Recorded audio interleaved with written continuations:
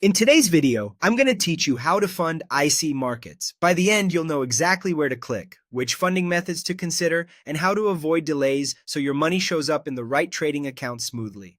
First, log into your client area on the official IC Markets website. Use your regular credentials, and if you have two-factor authentication enabled, complete that prompt. Once you're in, you'll see your dashboard with your trading accounts listed.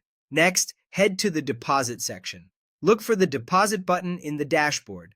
This is where you'll choose which of your accounts to fund, so it helps to know whether you're using MT4, MT5, or C-Trader before you proceed. Now choose a funding method. If you want the fastest experience, instant methods are your best bet.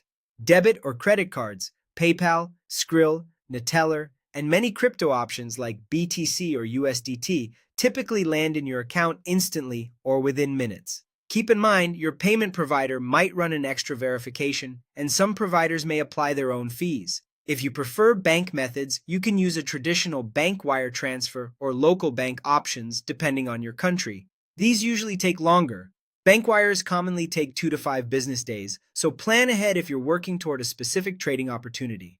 Enter your deposit details carefully. Start by selecting the exact trading account you want to fund. Again, that could be MT4, MT5, or C-Trader. Type in the amount you want to deposit. The typical minimum is around $200, but always double check on screen. If your card or bank is in a different currency than your trading account, be aware of possible conversion fees. Fill in your payment details exactly as they appear on your account. The name on the payment method must match the name on your IC Markets account. If you're using crypto, confirm the correct network and wallet address, and include any required tag or memo before sending. Confirm your deposit to complete the payment. This may involve an OTP from your bank, logging into your e-wallet, or executing a crypto transfer. After confirmation, your funds should appear in your trading account according to the method's expected time frame. If you used a slower bank option, keep your transfer receipt or reference number handy. A few important rules to remember. Always deposit from an account in your own name.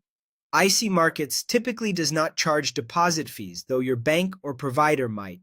And for security and compliance, withdrawals often go back to the same method you used to deposit first. That's it. Funding your IC Markets account made simple.